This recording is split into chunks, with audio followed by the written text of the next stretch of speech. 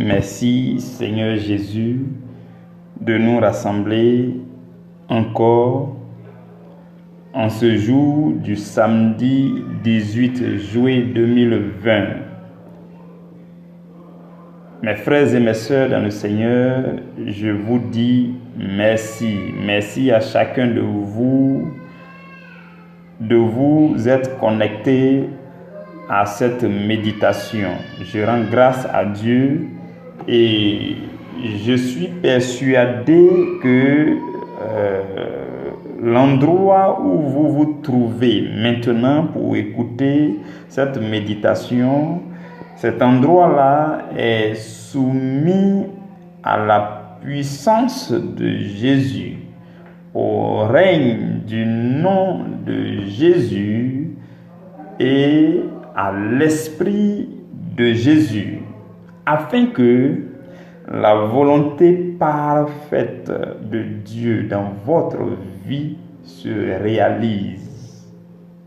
J'en suis convaincu et je bénis le nom du Seigneur de ce que cette glorieuse atmosphère vient de se créer autour de vous et en vous, afin que tout ce qui sera dit soit ensemencé uniquement dans la bonne terre pour porter du fruit, une semence pour 30, une autre pour 60 et une autre pour 100.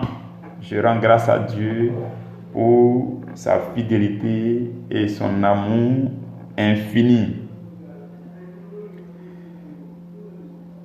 Éternel Dieu, nous voici rassemblés. Et nous sommes rassemblés dans le nom de Jésus et nous magnifions ta merveilleuse présence. Nous voudrions maintenant que ton esprit, le paraclet, le consolateur, l'enseignant, que ton esprit vienne et nous enseigne toutes choses au nom de Jésus. Amen. Frères et sœurs dans le Seigneur, nous poursuivons nos séries d'enseignements sur l'amour divin. Nous avions commencé depuis le début du mois d'avril et les choses sont en cours et nous continuerons avec la grâce de Dieu jusqu'à la fin du mois d'octobre. En ce mois de juillet, le sujet que nous méditons, c'est comment manifester l'amour pour les autres, pour les hommes. Et puisque nous méditons un thème général par semaine, nous sommes à la fin de cette 3e semaine du mois de juillet. Et le thème général de ce mois, c'est « Que dit la parole pour nous aider à mieux manifester l'amour pour les autres ?» Ce thème-là, nous l'avons parcouru sous-thème après sous-thème, chaque jour à la première heure, c'est-à-dire à minuit. Je rends grâce à Dieu de ce que nous sommes à la fin de la semaine. Nous y sommes par sa fidélité. Nous y sommes parce que dès le début de la semaine, il a alloué pour nous la force nécessaire, la ressource de force et d'onction nécessaire, et il a mandaté pour que la présence de son esprit puisse nous entraîner. Voilà pourquoi je lui dis merci. Merci Père, merci Dieu éternel, merci et que toute la gloire ne revienne qu'à toi et à toi seul. Frères et sœurs dans le Seigneur, ce que nous prêchons est un message assez difficile. c'est rare que vous trouviez une communauté, un groupe de prière ou un homme de Dieu en train de s'étaler de façon plus détaillée sur le sujet de l'amour. Il peut arriver de faire des séminaires de 1 semaine, de 2 semaines, de 1 mois tout au plus, mais le Seigneur a décidé de nous conduire ici dans un séminaire de 7 mois et voici, nous sommes en train d'avancer, nous sommes déjà au 4e mois. Le Seigneur est magnifique. Et chaque mois, nous ne parlons que de l'amour divin. Et le message de l'amour divin est un message dur. C'est lourd à avaler, c'est du lourd et du difficile. Mais en même temps, c'est du sucré, du mielleux. Donc vraiment, c'est pas facile d'absorber, mais en même temps, c'est doux. Voilà pourquoi nous sommes en train d'aller pas à pas et nous nous recommandons au Seigneur. Je sais que le Seigneur va accomplir de grandes choses dans la vie de chacun de vous. Je le crois, j'en ai la foi ferme. J'ai cette conviction que des cœurs seront transformés pour la gloire du Seigneur. Alors, ce que je voudrais dire pour commencer, pour entrer dans notre sous-thème de ce jour, ce que je voudrais dire avant, c'est que, voyez-vous, il arrive que on prêche et on dise que la parole de Dieu est comme pour nous un miroir. Moi-même, j'ai déjà prêché là-dessus en prenant cette image du miroir. La parole de Dieu, c'est comme un miroir. Tu te présentes devant la parole de Dieu et la parole de Dieu te dit ce que tu devrais être et que tu n'es pas. Et la parole de Dieu t'appelle à changer cela en toi. C'est ça qu'on appelle un miroir. Ce que je veux dire pour commencer, c'est que le message de l'amour divin, là, c'est aussi un miroir. Mais remarquez quelque chose. Quand quelqu'un se met devant un miroir, c'est lui-même, il voit son effet. Il ne voit pas le reflet de quelqu'un d'autre. Donc, personne ne doit écouter ce message divin en vue d'aller changer son ami. C'est pas comme ça. Quand tu te mets devant le miroir, tu te vois toi-même devant le miroir et le miroir te dit il y a une tache sur ton visage, il y a quelque chose qui n'est pas normal, il faut corriger. Tu corriges toi-même.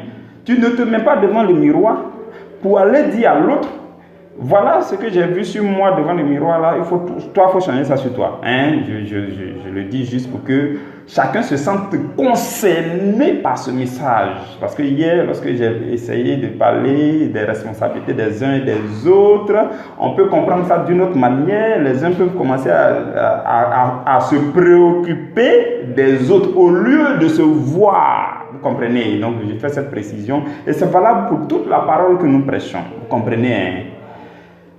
Et j'ai apprécié vos commentaires sur le groupe. J'étais vraiment surbooké aujourd'hui dans mes tâches et autres, mais je suivais vos messages. J'ai apprécié vraiment les commentaires. J'ai aimé les résumés que nos frères et sœurs font, les résumés des enseignements. C'est très bon, c'est très bon. Si on peut être un peu plus nombreux à faire ces résumés, que ce soit en audio de 2, 3, 4 minutes, et en texte aussi, pour résumer, ça va agrémenter, ça va enrichir notre méditation. J'ai vraiment apprécié. Que Dieu vous bénisse, que Dieu vous donne la force de le faire encore et encore. J'ai aussi aimé vos échanges en langage ivoirien, le langage ivoirien qu'on appelle le Nouchi. Ça aussi, je l'ai apprécié. Vous voyez, je l'ai apprécié. Bon, c'est vrai que vous avez parlé. Vous avez dit ce que vous ressentiez en Nouchi. En tout cas, je l'ai apprécié. Je l'ai apprécié. Donc moi, qu'est-ce que je fais maintenant? Tout ce que je peux faire, c'est de prier le Saint-Esprit. L'esprit du Gangoro. Là, comme ça, il va venir me soutra. Comme ça, je vais sciencer pour arrêter de trop vous comment en puissance, quoi. C'est mieux, non? Mais le problème aussi, c'est que vous-même, vous savez qu'en Jésus-Christ, là, on dit que Bé est mieux que drap. Donc, c'est mieux, on dit que Bé peut avancer. Avancer mollo, vous voyez, non? On fait ça comme ça. Prenez ça comme ça, mettez vos cœurs au frigo, on va avancer. Que Dieu vous bénisse. Et ce que j'ai apprécié aussi, c'est que l'esprit de modération habite en vous. Le frère Nestor très bien habité par l'esprit de modération, a vite mis fin à la chose bien au moment où il fallait mettre fin à la chose pour que voilà. En tout cas, c'est bien. Tout est harmonieux et modéré. C'est magnifique, c'est beau. C'est le Saint-Esprit qui est présent. Que Dieu vous bénisse. Le sous-thème, revenons à nous-mêmes aujourd'hui. Nous sommes aux premières heures de la journée. À la première heure de la journée, nous allons entrer en contact avec le Seigneur pour recevoir la nourriture spirituelle fraîche pour cette journée. Samedi 18 juillet. Le sous-thème, c'est aimer le prochain, c'est aussi l'art de faire accueil aux autres. J'ai apprécié que la sœur Emmanuelle ait annoncé cela d'avance. C'est très bien ce genre d'initiative. J'apprécie beaucoup ce genre d'initiative. Avant l'enseignement, elle a envoyé le sous-thème et le texte à méditer. Ça permet de méditer par avance. Et ceux qui voulaient vite dormir, quand ils vont voir ça, peut-être le Saint-Esprit va leur dire non, il faut rester éveillé quand même, tu vas écouter avant de dormir. Bon, ce que tu écoutes le matin, que tu écoutes dans la journée, que tu écoutes avant de dormir, c'est la même chose. C'est bien, tout ça c'est bien. J'ai vraiment apprécié, que Dieu te bénisse. Aimer le prochain, c'est aussi l'art de faire accueil aux autres. Aimer le prochain, c'est l'art de faire accueil aux autres. Voici le texte que nous allons méditer durant le temps qui nous reste. Je nous relis notre texte d'appui. Romains chapitre 15, verset 7. La Bible dit, accueillez-vous donc les uns les autres, comme Christ vous a accueillis pour la gloire de Dieu. Donc, ce verset nous demande de nous accueillir entre nous, les uns les autres, pas de n'importe quelle manière, mais de la même manière que Christ nous a accueillis. Et pourquoi? Pour la gloire de Dieu. C'est ce que le verset nous dit, mes frères et mes sœurs. Donc, depuis le début de cette semaine, nous avons parcouru ce que la Bible dit pour nous aider à manifester l'amour pour les autres, tout ça. Et nous sommes en train de terminer sur un facteur très important. L'accueil est un facteur très important. Voilà pourquoi je voudrais que vous puissiez me suivre. C'est vrai, mon introduction a été longue, mais à partir de ce stade, je voudrais que vous redoubliez de connexion, que vous restiez connectés, parce que l'accueil est un aspect très important dans la manifestation de l'amour entre les frères. Vous comprenez? C'est un aspect très important parce que quand vous regardez de très près, quand vous observez très bien, je pense que j'avais déjà abordé ça dans un enseignement avant sur cette plateforme. Quand vous regardez de très près et que vous analysez les objectifs de l'amour, c'est-à-dire l'amour entre les frères et sœurs là, c'est quoi l'objectif? C'est ça, on peut essayer de réfléchir là-dessus. C'est quoi l'objectif de la manifestation de l'amour entre les frères et sœurs? Et ce jour-là, je nous ai dit que, et je voudrais que vous reteniez encore aujourd'hui, l'amour entre les frères et sœurs, une connexion d'amour, une atmosphère d'amour entre les frères et sœurs, l'objectif, c'est de nous unir. Première chose, de nous unir afin de nous unifier pour que nous devenions une unité spéciale. Je veux que vous reteniez ça. Ces trois étapes-là. Le premier objectif de l'amour, c'est de nous unir. Donc, l'union. C'est pour ça qu'on parle d'assemblée chrétienne. Il faut qu'on se réunisse, il faut qu'on fasse des réunions, il faut qu'on fasse des prières d'ensemble. C'est pour ça qu'on parle d'assemblée, parce qu'il faut qu'on s'unisse d'abord. C'est le premier objectif. L'amour vise à unir. Donc, le premier étape, c'est de unir les frères et sœurs. Et par la suite, puisqu'on est unis, il y a un adage qui dit qui s'assemble se ressemble. Donc, puisqu'on est unis, à chaque fois on est rassemblés, on finit par se ressembler. Et là, on parle de unifier. Unifier, ça veut dire quoi? On devient unique. On se ressemble. Quand on nous regarde, l'autre parle comme l'autre. L'autre ressemble à l'autre, ainsi de suite. Parce qu'on est toujours assemblés dans le Seigneur Jésus-Christ. Donc, première chose, ça nous unit. Deuxième chose, ça nous rend uniques. Ça nous unifie. Et troisième et dernière chose, c'est que le but final, nous formions ce qu'on appelle une unité spéciale pour faire des exploits à la gloire de Dieu, pour travailler pour Dieu comme une seule personne. Une armée. Quand on dit, vous voyez dans l'armée, on parle d'unité spéciale, c'est ça. Vous comprenez, non? Bon, je ne vais pas trop m'étaler dessus. Il y a beaucoup de choses à dire là-dedans. Mais là où je voudrais attirer notre attention, c'est que dès le début déjà, la première étape, c'est de unir. Pour unir deux personnes là, il faut qu'ils s'accueillent. Si tu ne sais pas accueillir, on ne peut pas unir quelqu'un à toi. C'est vrai ou bien c'est faux? Si tu n'es pas capable d'accueillir, si tu n'es pas, comment dire, si toi tu ne reçois pas bien les gens, ou bien quand on vient, tu ne sais pas accueillir, les gens ne peuvent pas s'unir à toi. C'est le B.A.B.A, c'est la première chose, c'est l'étape initiale pour que des gens viennent s'unir à toi. Ou bien pour que tu ne pas t'unir aux autres. Il faut qu'entre nous, on fasse quoi? On s'accueille les uns les autres. C'est ce que le verset de Romains 15, 7 dit. Accueillez-vous donc les uns les autres. C'est très important, c'est un facteur important. Parce que le départ même de l'amour, c'est de unir les gens. Et pour unir les gens doivent être capables de s'accueillir. Si tu ne peux pas accueillir quelqu'un, vous ne pouvez pas vous unir. Ce n'est pas possible. Non, ça ne peut même pas marcher. Maintenant, ce qui se passe pour nous qui sommes en Christ, c'est que Jésus-Christ vit en nous. Et comme Jésus-Christ vit en nous, en fait, c'est Jésus-Christ qui veut recevoir les gens. C'est Jésus-Christ qui veut accueillir les gens.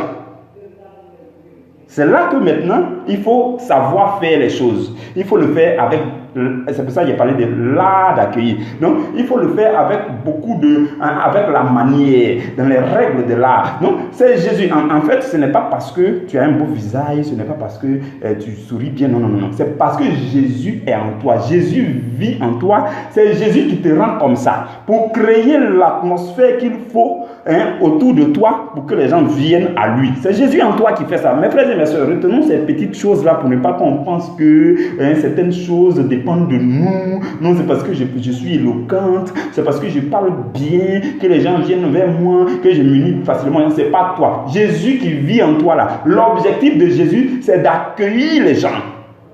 Jésus. C'est pour ça que le verset dit, accueillez-vous les uns les autres comme Christ vous a accueillis. Comment Christ a accueilli? Christ nous accueille dans la maison de Dieu, dans la famille de Dieu. Christ est le grand frère par excellence. Il est le premier d'entre les morts. Il est notre dévancier. Il est notre aîné. Et c'est lui qui nous a accueillis afin que nous soyons héritiers, co-héritiers avec lui. Vous comprenez? Donc Christ vivant en chaque chrétien que vous êtes et que je suis. Donc Christ fait que ton sourire change. Ta manière de faire les choses change. Et donc il y a une ambiance, une atmosphère agréable autour de toi pour que tu puisses accueillir les gens. Et Christ les attire et Christ les assemble. Et on parle d'assemblée, on parle de communauté, on parle de église, on parle de groupe de prière, ainsi de suite. C'est comme ça, c'est Christ qui fait. Donc, ce que nous avons à faire, c'est de savoir d'abord que c'est Christ en nous qui est en train d'attirer des gens. Christ en nous, son objectif premier, c'est de recevoir le maximum dans la maison de Dieu. Et donc, Christ va agir en toi pour que tu sois accueillant. Donc, il faut le savoir. C'est pour ça, le verset dit, comme Christ vous a accueilli. Et pour la gloire de Dieu, si Jésus a décidé de venir habiter en chacun de vous et en moi aussi, c'est pour que Jésus étant en nous, Jésus puisse attirer les autres dans la maison de Dieu. Donc, il faut laisser Jésus s'exprimer. Si Jésus dit qu'il faut sourire, il faut sourire. Si Jésus dit qu'il faut accueillir les gens, il faut accueillir. Si Jésus dit qu'il faut faire bonne mine, il faut faire bonne mine. C'est pour ça qu'on parle du fruit de l'esprit. L'amour, la joie, la paix, la bonté, la bienveillance, la patience, la douceur, la maîtrise de soi. Toutes ces choses-là, si on parle de ça, c'est pour que autour de toi, il y ait une atmosphère agréable qui puisse attirer les autres. Donc, c'est pour que tu sois capable de faire accueil et que tu le fasses dans les règles de l'art. Donc, si on ne sait pas faire accueil, on ne peut pas s'unir aux autres. Et si on ne peut pas s'unir, l'amour même ne peut pas commencer. Parce que pour finir par devenir une unité spéciale, on doit s'unir d'abord. Et Jésus-Christ on va devenir unique en Jésus-Christ. Nous tous, nous allons ressembler à Jésus et nous allons former une unité spéciale pour le royaume des cieux. C'est comme ça. J'espère que vous comprenez ce que je dis. Donc, il faut le faire avec la manière. Il faut savoir que c'est l'objectif de Christ qui vit en vous. C'est ça son objectif. Son objectif n'est pas qu'un païen vous voit et puis s'éloigne de vous. Ou bien qu'un frère vous voit parce que vous n'avez pas bonne mine, votre visage est serré, coincé. À cause de ça, le frère s'éloigne de vous. Ce n'est pas ça l'objectif de Christ. L'objectif de Christ, c'est qu'on puisse s'unir. Parce qu'il faut qu'on devienne unique dans le Seigneur Jésus. Et que par la suite, on fasse équipe pour travailler pour le Seigneur. Voilà pourquoi on doit accueillir les uns, on doit s'accueillir les uns les autres. Et si Jésus a décidé de venir habiter en nous, c'est pour faciliter le travail. En obéissant à Jésus, en manifestant le fruit de l'esprit en nous, on va facilement attirer les autres, on va faire accueil, on va sourire. Voyez-vous mes frères et mes soeurs, ce que je suis en train de nous dire, c'est que par exemple, de façon pratique, tu dois toujours avoir un sourire en veille. Ou bien tu as une réserve de sourire à côté. Dès qu'on te touche, tu souris. Eh oui, ça va, bonjour, ça va. C'est comme ça que le chrétien doit être. Mais quand on te salue, tu dis, oui, tu veux quoi? Oui, tu as quel problème? Oui, c'est quoi ton problème aujourd'hui? Quand tu fais ça net, comment tu veux qu'on te salue encore demain? Il y a problème. Le chrétien doit toujours avoir un sourire en veille. Quand il marche, il a un sourire qui est prêt à sortir. Dès qu'on le touche, il sourit. Dès qu'on le touche, il sourit. C'est ça, il faut que cette atmosphère agréable-là demeure autour de nous pour que nous puissions accueillir convenablement tout cela que Jésus veut attirer dans notre atmosphère pour que nous formions une assemblée à la gloire de Jésus. L'amour entre les frères et sœurs, là, ça ne peut pas réussir si on ne sait pas s'accueillir. Ce n'est pas possible, ça ne peut même pas marcher. Vous comprenez, mes frères et mes sœurs? Et une des raisons pour laquelle je dis on doit le faire avec l'art, c'est-à-dire qu'on doit accueillir, on doit avoir l'art d'accueillir les gens, on doit savoir accueillir les gens. C'est que quand vous lisez, regardez quelque chose, quand vous lisez Romains chapitre 16, le même livre, au chapitre 16, verset 16, la Bible dit, saluez-vous. Vous êtes d'accord avec moi que pour accueillir, il faut saluer. C'est la première chose, la salutation. Quand tu salues, tu accueilles. Tu salues, tu accueilles. Ou bien tu accueilles en saluant. Tu salues en accueillant. C'est la même chose. Donc, la salutation aussi est au début. Et la Bible dit, dans Romains 16, verset 16, saluez-vous les uns les autres par un saint baiser. Un saint baiser. Oh, la précision est grande, Saluez-vous les uns les autres par un saint baiser. Et la suite dit, toutes les églises de Christ vous saluent. Bon, c'est Paul qui parlait. Donc, il dit, saluez-vous les uns les autres par un baiser. Par un saint baiser. Ce n'est pas un baiser simple. Un saint baiser. Saint. Saint là, c'est avec T à la fin. Un baiser saint. Pur. Mes frères et mes soeurs, il y a baiser et puis il y a baiser. Il y a salutation et puis il y a salutation. Dieu nous demande pour bien nous accueillir, pour accueillir les frères et sœurs de façon claire, de façon pure, pour bien les accueillir dans les règles de l'art, afin que vous puissiez vous unir et que vous puissiez demeurer dans le Seigneur pour former une unité spéciale. Pour cela, ça commence par bien saluer. Il faut saluer la sœur bien, avec un baiser, un saint baiser. Quand on dit saint baiser, là, ne pensez pas à autre chose. Un saint baiser, là. Regardez, un saint baiser. Vous savez, dans la culture juive avant, les gens avaient une manière de saluer les gens. C'est-à-dire qu'avec grand respect, soit ils se font une bise, soit sur la joue, ou bien sur la barbe, ou bien sur le front. Ils avaient de ces manières, ou bien ils font même un atout simplement un atout simple. On n'a pas dit atout, tu t'es un peu logé dans la poitrine de la personne. Non. Un atout simple pour dire que, ça dit c'était les manières les plus respectables de saluer. Non, Paul dit saluez-vous avec un saint baiser. Un saint baiser. La manière dont il faut comprendre quand il dit un saint baiser aussi, ça veut dire que tu dois le saluer, ta salutation doit être une salutation honnête, une salutation franche. Parce que c'est ton frère, c'est ta soeur que tu accueilles, tu le salues de façon honnête, de façon franche. C'est une salutation sans mauvaise pensée, sans ruse, sans aucune ironie, sans tromperie, sans hypocrisie, mais avec le cœur. C'est-à-dire que tu salues la personne, on sent que tu salues la personne avec le cœur. Il y a une bonne humeur qui déborde dans la salutation. Il y a le sourire qui déborde dans la salutation. C'est ça, l'accueil dans les règles de l'art. C'est ça la meilleure façon d'accueillir.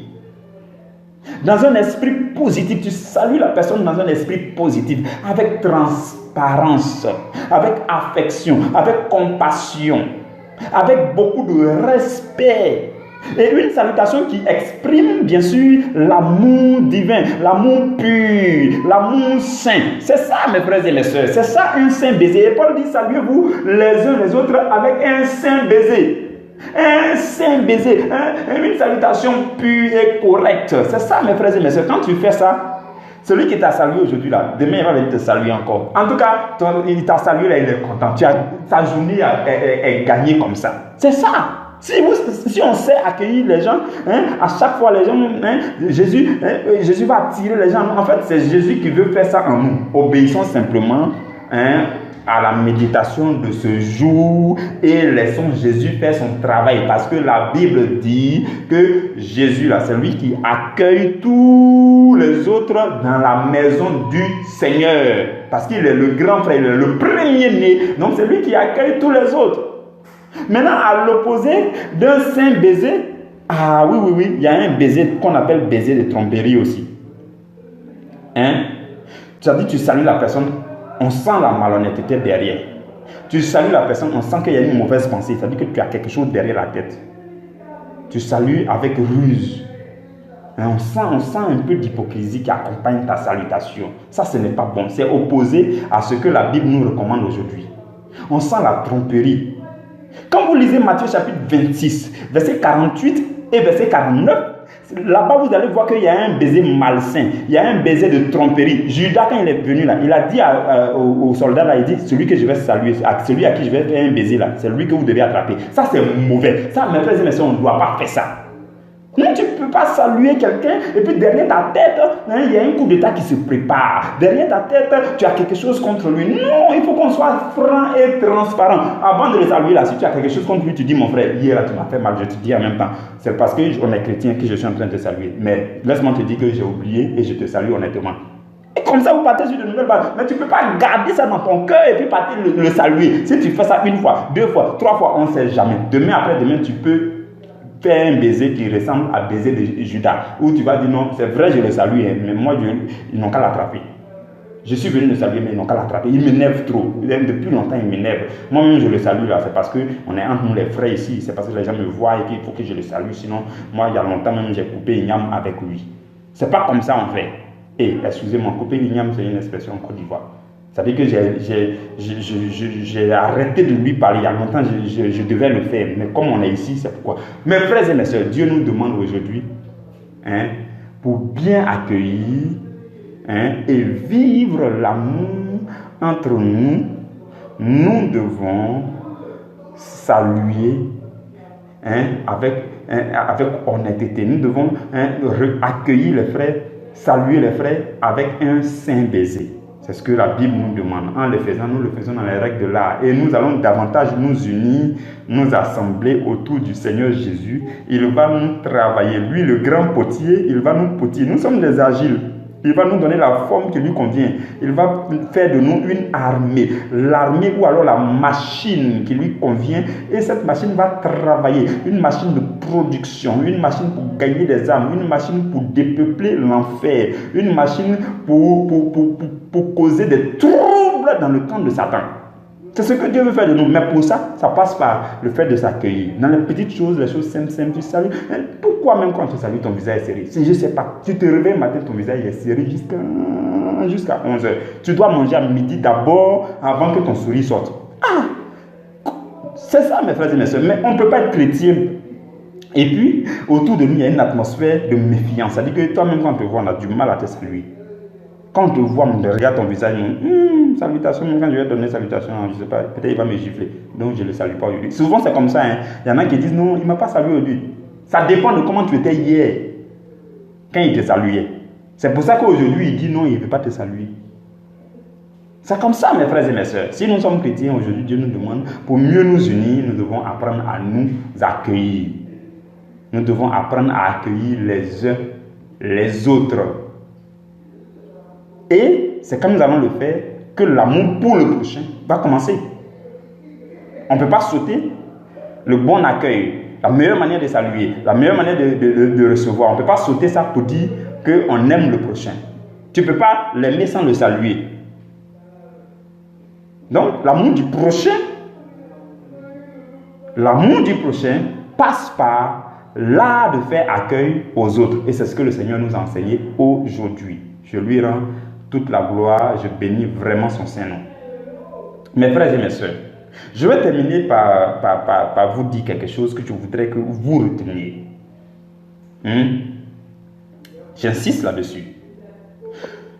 Il faut que vous et moi, nous laissions le Christ qui habite en nous faire son travail. Son travail, c'est quoi? Accueillir les autres. Comme il nous a accueillis à travers les autres. Je m'explique. Je veux que vous reteniez cette partie. Voyez-vous, quand vous rencontrez certains hommes de Dieu, ou bien certains frères qui sont toujours souriants, qui vous accueillent bien, en fait, ce n'est pas eux, c'est Christ qui vit en eux là, qui fait ce travail. Donc, Christ passe par eux pour bien vous accueillir. Ce que vous devez comprendre aujourd'hui, c'est que vous aussi, vous devez laisser Christ qui est en vous là, accueillir les autres. Je ne sais pas si vous avez compris. Quand on vous accueille bien, vous êtes content. Parce que ceux qui vous accueillent comme ça là, Christ habite en eux. Et c'est le travail de Christ. Ce que je suis venu nous dire aujourd'hui, c'est que vous aussi, Christ vit en vous. Et Christ veut faire son travail. Christ veut que vous le laissiez accueillir ceux qu'il envoie vers vous. Que Dieu vous bénisse. Excellent week-end à chacun de vous. Dans le nom de Jésus-Christ de Nazareth. Amen. On se retrouve lundi à la première heure.